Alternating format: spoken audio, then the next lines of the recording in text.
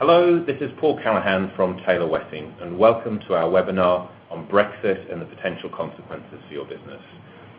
This is the latest in a series of your EMEA General Counsel webinars covering a whole range of legal areas that might be of interest if you do business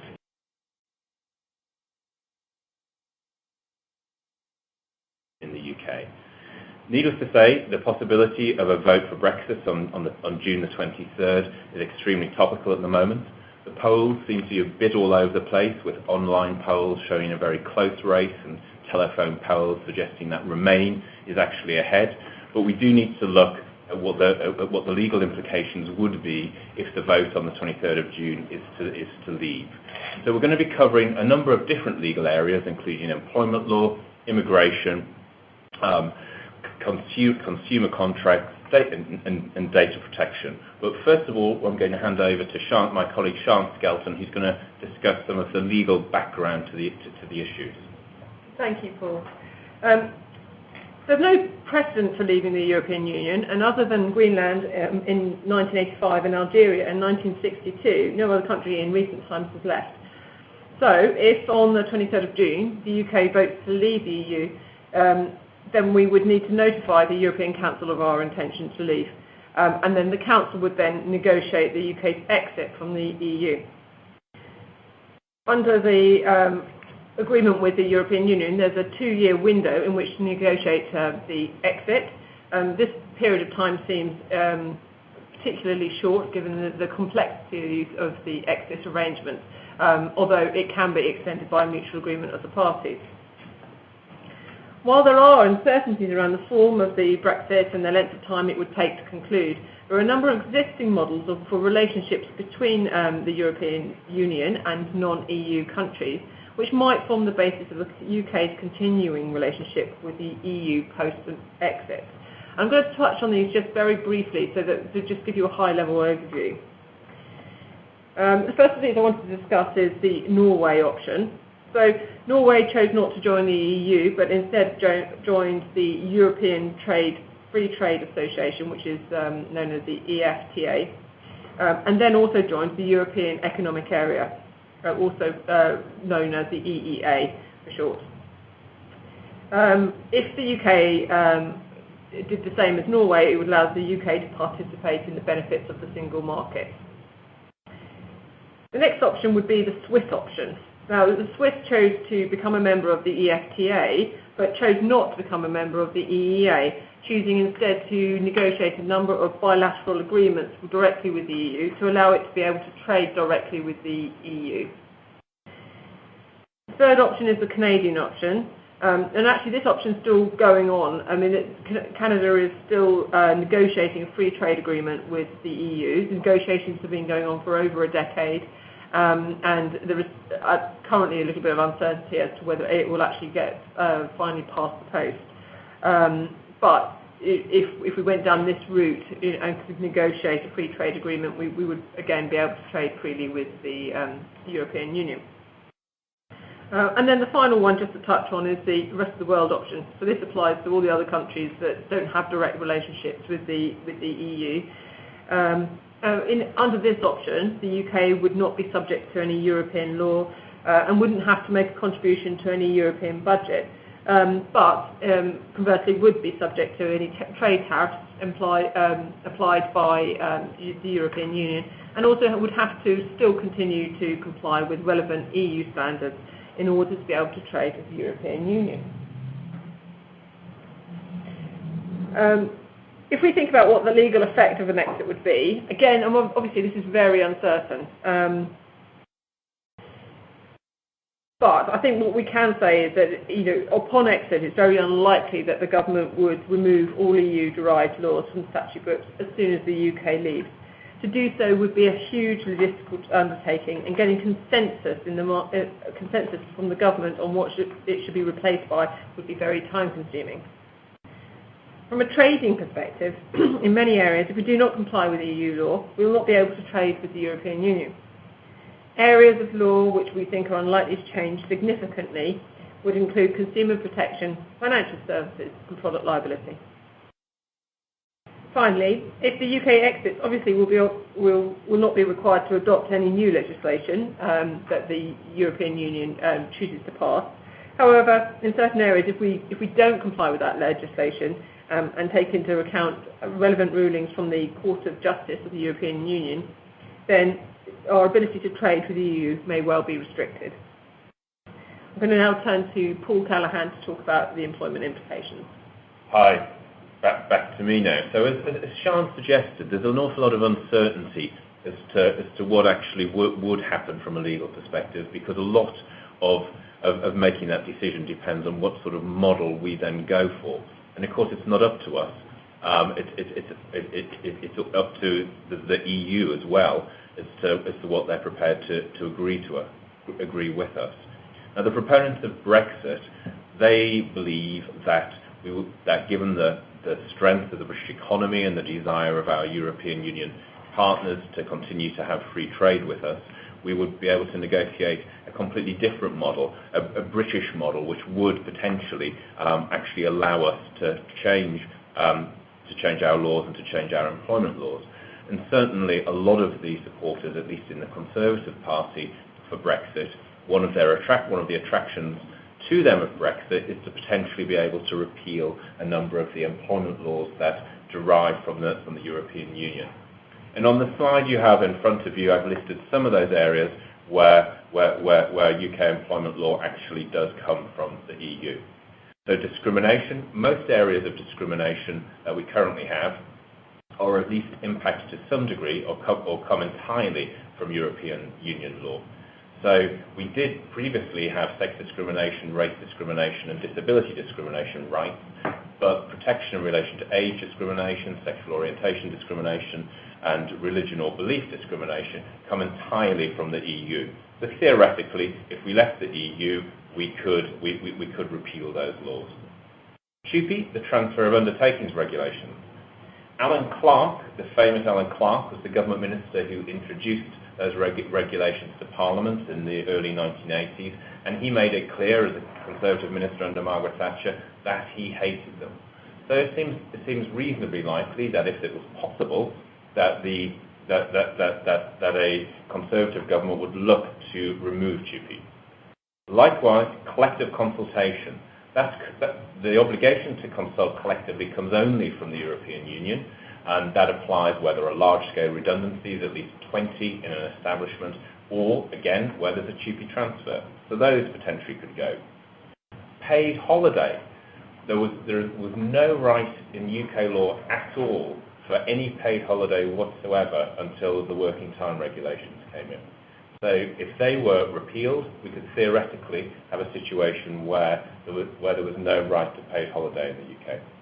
And the agency worker regulations, they too, fairly recent, they came in from the EU, much criticised by the government as adding unnecessary red tape, and so it seems fairly likely that, if possible, the current government would like to repeal those.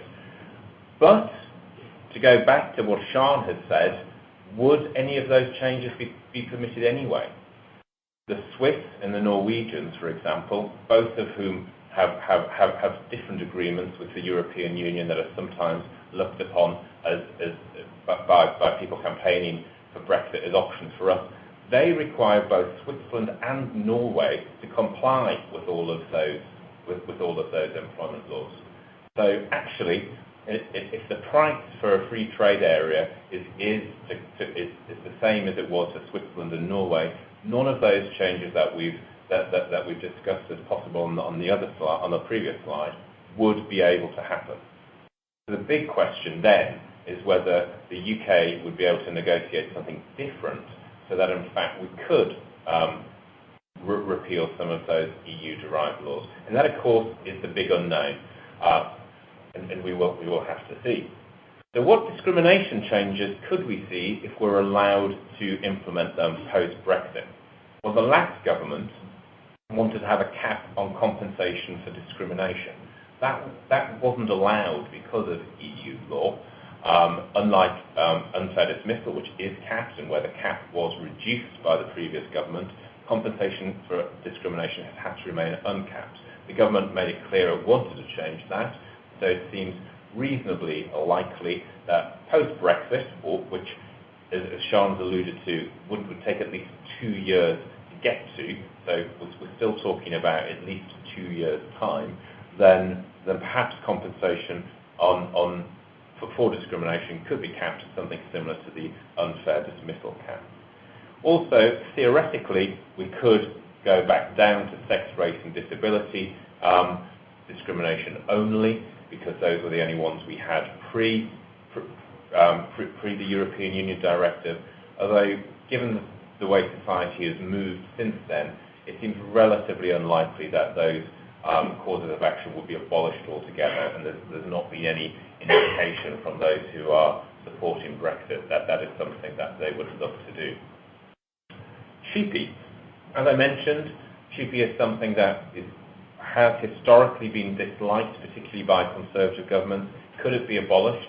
Well, again, under a Swiss or a Norwegian model or anything else that we have, or any other model that we currently have, which is broadly similar to a European free trade area, having basic cheapy is a requirement.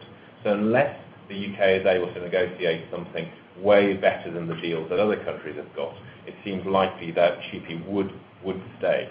But as you may know, the UK enhances or gold plates cheapy anyway by having a cheapy transfer take place where there's a service provision change, most obviously in an outsourcing situation. That goes beyond the EU directive and so isn't necessary. So that could be removed, but that could be removed anyway, whether we stay or we go.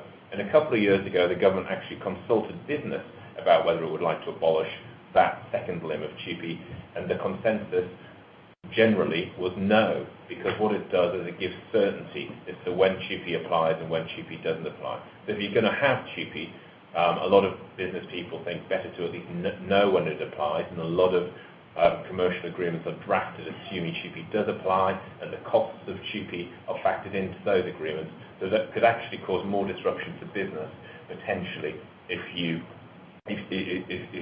scrap that.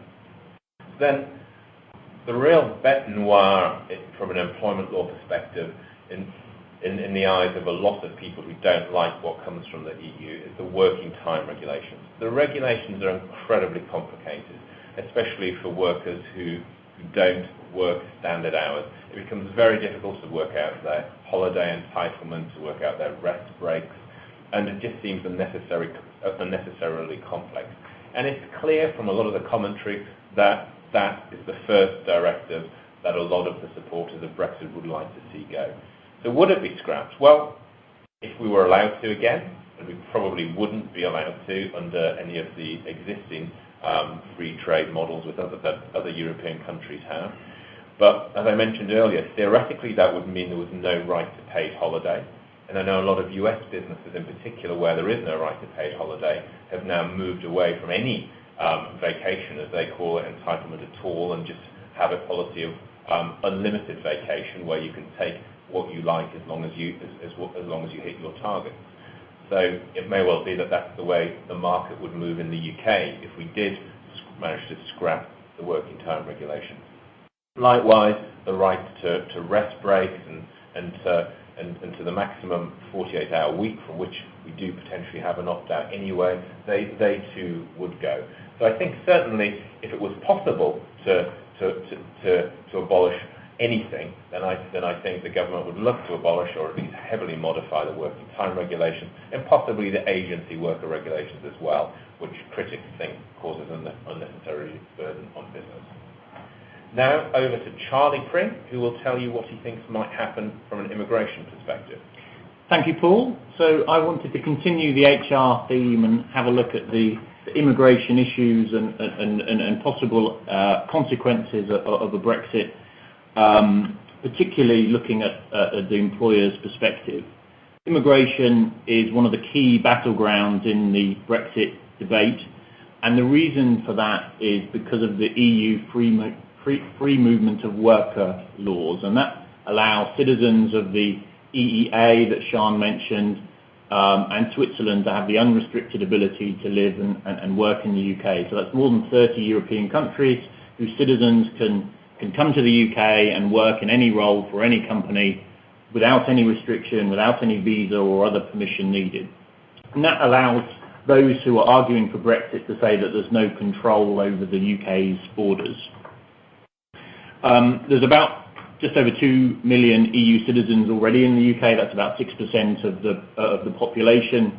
And one of the sort of the drivers for the immigration debate is the fact that net migration to the UK is at record levels. It currently stands at about 330,000 per year. So that's the increase in the population every year, driven partly by EU migration, but also by non-EU migration. And one of the things the government would have to think about in the case of a Brexit vote are the 2 million or so British citizens who are currently living and working in other European countries. It stands to reason that whatever controls are put on EU citizens coming to the UK may need to be put in place by the reciprocal EU countries wanting to deal with British citizens in their country. So, what options have we got? Norway and Switzerland, and our friends we've talked about already. That would really mean that because of the free trade rules that we'd want to have, that the EEA or the European Union would say you must accept free movement of workers as a corresponding condition. It seems to me unlikely to be acceptable to a post-Brexit UK, because one of the main reasons for leaving is the perception that there's no control over the borders, and also we then in the UK lose any influence over those rules. There would be no difference at all to the immigration laws. Now, one thing that those who are pushing for Brexit may feel is that while there may not be such a great concern about, for example, citizens of France or Germany coming to the UK to work, there's more of a concern about the numbers of workers coming from some of the Eastern European countries. But because of the anti-discrimination laws, it wouldn't be possible to differentiate between the different EU countries. It would be a one-size-fits-all. Either you accept free movement of workers for everyone or no one. So the second option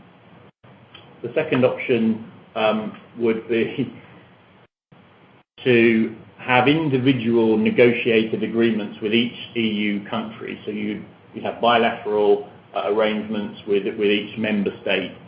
Again, I think that's unlikely because of the complexity of having to negotiate with more than 30 different countries, and then you'd have a difficulty of each member state looking at the negotiation with the other ones, which would be potentially divisive. And then the third and final option we'll look at is the UK applying national immigration laws to all EU citizens. So that would be to treat European citizens in the same way that non-Europeans are treated in relation to immigration laws. And that would be relatively simple to change in terms of the legal framework, but it would introduce a prospect of EU citizens needing a visa to be able to work in the UK. And if we look at the main work visa for non-Europeans, it's called the Tier 2 scheme, and there are minimum skill levels and salary levels for anybody who wants to qualify for that type of work visa, which in theory would be introduced then for European citizens as well. The difficulty with that approach are the potential unintended consequences. The UK relies heavily on European citizens for low-skilled work, but the studies have shown that approximately 75% of European citizens currently in the UK wouldn't meet the visa threshold rules for non-Europeans, which would create a real problem for business recruiting in low-skilled roles. And then also, if there were to be a material cut in immigration because of the new visa thresholds, that is likely to have a corresponding consequence on the economic position of the UK and investment decisions by business.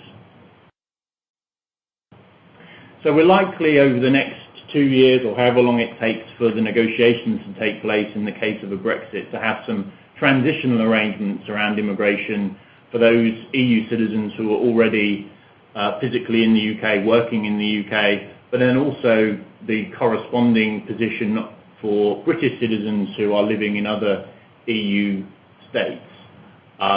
It is possible for European citizens who've been living in the UK, working in the UK and exercising their treaty rights to apply for permanent residence status. It requires an application, but it then means that your rights are preserved because you have effectively indefinite stay. And it's also, following a change in the last few months, a mandatory step for any EU citizen wanting to achieve British citizenship. They must first apply for permanent residency. And it's something we've seen more interest in from clients over the last few months for their European workforce wanting to secure their rights. So let me hand back to Shyam, who's going to talk a bit more about intellectual property and consumer rights. Thank you, Charlie. So I just wanted to take the opportunity to talk about the consequences for business around intellectual property, and then move on to briefly touch on consumer rights and what we think might happen. So if we turn first to think about IPR, the most trademarks and registered community design rights is a regime that applies across Europe. You can apply for a community trademark, you can apply for a community registered design. Once you've applied for either of those successfully, you then have coverage across the entire European Union, so across all 28 countries. Obviously, the advantages to businesses are that it's a one application process, and they get multiple country coverage in one hit. So the consequences of exit are, unless it's negotiated as part of the exit plan, is that for businesses that need UK registrations for trademarks and for design rights, they'll need to make a separate application to the UK registry, because the UK registry will become a standalone registry, and we will be effectively on its own. And so potentially a new registration, a new application will need to be made. Obviously the actual mechanics of how that will happen, and whether if you've already got a community trademark, for instance, it will just be put through quite quickly, would need to be worked through. But there would certainly need to be, for those that have trademarks and registered designs, they would certainly need to look to ensure that they have the relevant protection in the UK. For patents, the position on patents is slightly easier in that patent law across Europe is not harmonised, and therefore the position post-exit would be the same as it is now, with each patent being applied for in the specific territory or country as necessary. There's one area to think about with patents, and that's in respect of what's referred to as a supplementary protection certificate. Now, you can apply for one of these certificates, which, if you want to extend the life of a patent that you already have, they're only available on certain limited types of inventions, but can be very useful for businesses who want to extend out the 20-year lifespan of a patent. These certificates are operated via the EU regulation, which is applied in a harmonised way across Europe, and therefore, again, subject to any agreements before exit, we would need to understand exactly what the implications for those certificates, for people applying for them, and for those who already have those certificates in place in respect of their patents. And finally, just to touch on this copyright law. So again, a bit like patents, copyright law hasn't been harmonised to a great extent, and therefore any exit of the UK from Europe is unlikely to affect the current position. It's just worth noting, though, that there are a number of proposals being considered across the EU at the moment to harmonise copyright law. And if the EU went ahead and enacted these regulations and they were applied in a harmonised way across Europe, the UK would be out of kilter with Europe, which may in turn force the UK to look to its own legislation around copyright to establish for itself whether it's affecting business by not also adopting similar or the same legislation. And just to quickly to touch on consumer law. Obviously, the advantage of being in the UK is that you can sell to consumers not only in the UK but across Europe. And even if we were to exit Europe, we can't see businesses wanting to restrict or to reduce this. In recent years, there have been a number of consumer law changes which have been initiated by Europe, resulting in some instances in a harmonised approach across Europe. For example, the consumer contract regulations in 2013, which introduced, amongst a number of other things, the right to return goods bought online within 14 days of their delivery, came into effect uniformly across Europe in 2014. So Europe is active in the area of consumer protection and consumer regulation, and looks to harmonise those for the benefit of all consumers across Europe. That said, the UK has recently gone further, and in 2015 adopted the Consumer Rights Act, which this act consolidated existing consumer legislation, but also introduced new rights for consumers, especially in respect of digital content. Now, the UK is an outlier in respect of providing specific rights in consumer digital content for UK consumers, and Europe hasn't adopted or is still considering whether to adopt such approaches. So there was already a mishmash, and a difference between UK consumer laws and European consumer laws. Europe is currently consulting on the digital single market, which, if these provisions come into play, will have an effect on consumer rights and consumer protections, again, across Europe. If they come into effect after we've left, we've voted to leave Europe, then again the UK consumer legislation will be out of step with Europe, and the UK government would need to consider whether they would need to adopt the same or similar changes to the UK consumer legislation to ensure that we have a level playing field and to ensure that businesses can actually sell into consumers in Europe. And finally, with respect to trading standards and product liability, the UK government have already stated that they won't make any changes to these, and that they will continue to apply any standards imposed by Europe in respect of trading and product liability. And they've done this as a way to ensure that UK businesses will be able to continue to trade with Europe. So it's a mixed message, I think, in respect of consumer legislation. I suspect the reality will be that we would need to adopt similar or the same European legislation to allow businesses to be able to trade. I'm now going to hand over to Chris Jeffrey, who's going to talk about data protection. Thank you, Sharon.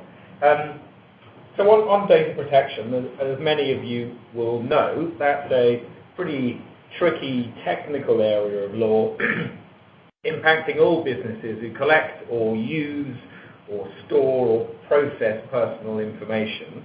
At the moment, actually, even if UK stays in the EU, it's a pretty challenging area, with the European Union about to rewrite the entire data protection law with the general data protection regulation, and as many of you will have heard, with the potential of fines for non-compliance up to 4% of global revenue. It really is getting the attention of businesses. So if we stay in, it's normal in terms of data protection, but actually normal is really quite challenging for many of our clients. If we leave, it's actually similar to the theme you've been hearing in other legal areas.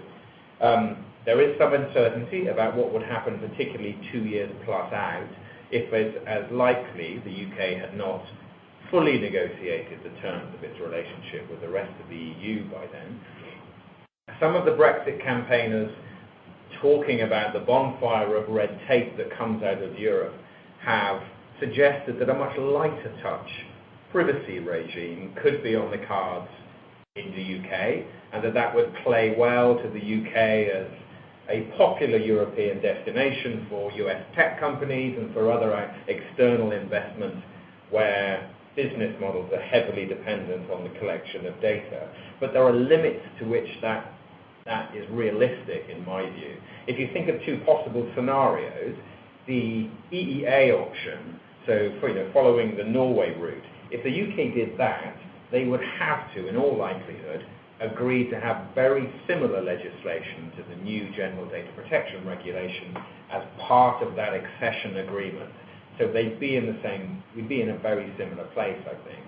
If we didn't follow the Norway route and we had a more negotiated our own terms, if you like, of trade with the rest of the European Union, the UK would still be very keen, I think, to ensure that it's easy for businesses to transfer personal data, whether on employees or consumers or anyone else, easily between the rest of the European Union and the UK. And as many of you, if you're from the US, will be very aware, the transfer of personal data outside of the EEA is actually problematic unless it's to a country that's deemed adequate. So the UK would have a big incentive to make sure that it was deemed adequate and was the subject of an EU Commission decision declaring it as adequate in data protection terms. And again, that would mean the UK would need legislation that's pretty similar to the rest of the European Union. So it would be a balancing act, I think. On the one hand, the UK would be keen to attract investment and say, as the UK does at the moment, we're light to touch for privacy, particularly compared to countries like Germany, France and Spain. But at the same time, we would not have carte blanche to rewrite the privacy rules completely.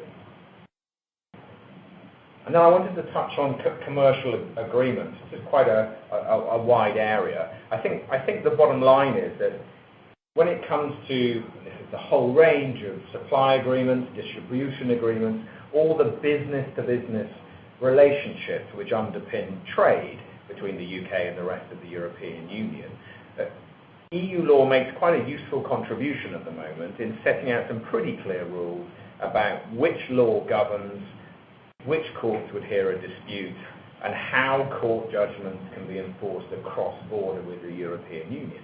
And so we're pretty sure as lawyers and clients what the strategic options are when you're looking at a cross-border trade agreement in terms of governing law and the venue for disputes.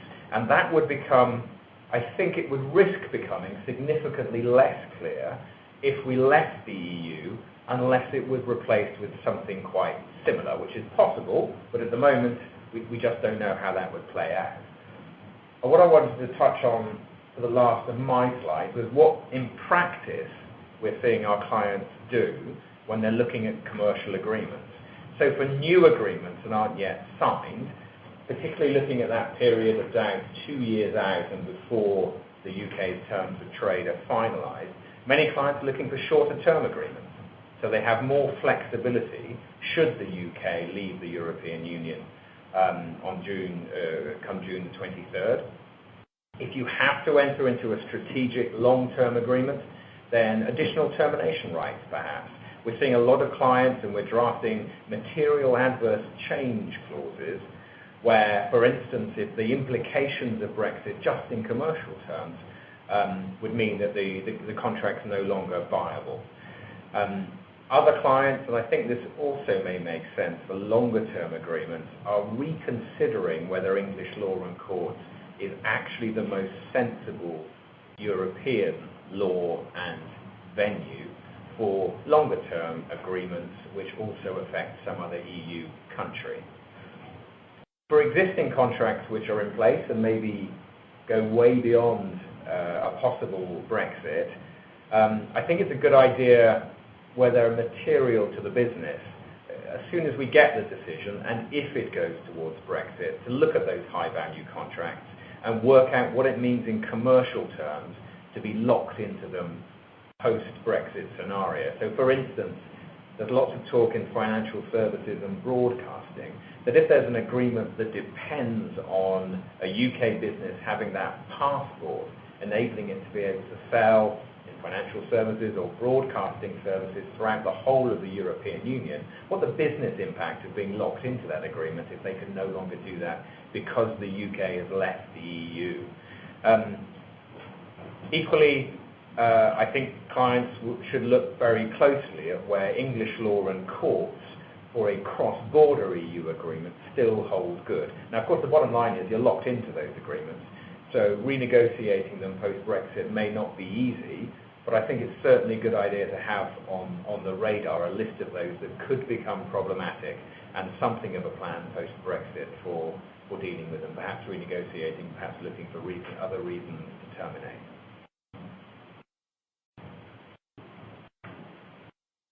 And with that, Paul, would you like to wrap up? Sure, and there is, on your screen, there is a box in which you can ask any questions.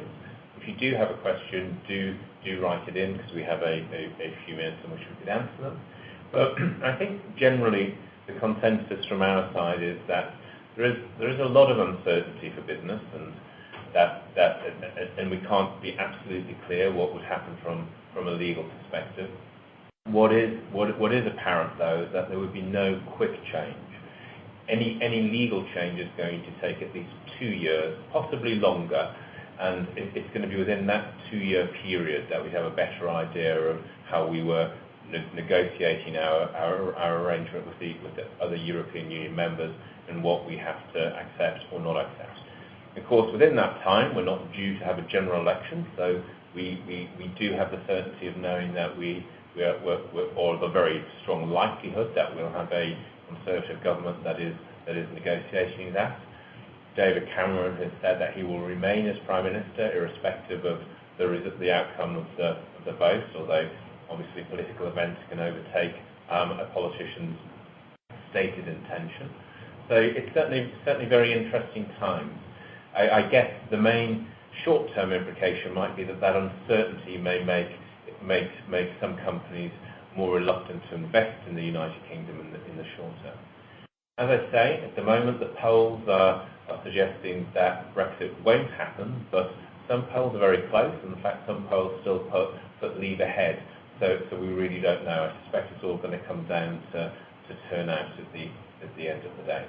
Now, on your screen now, you can see a flyer for your UK General Counsel service. That's a fixed fee retainer service that we offer for a lot of clients. It's aimed particularly at those who don't have a general counsel in the UK, but what it does is essentially gives you a retainer so that in which you know that you've got a fixed budget for any advisory work in the areas covered. And if that's something that you're not already signed up to and you might be interested in, we would be delighted to speak to you about that. As you can see from that slide, in fact, the 4 speakers are the key people who work on the EMEA General Counsel product and service. So we don't seem to have any questions, so we're very happy to bring that to an end. You will get an emailed version of all of the slides, and that does include the contact details of all of your speakers.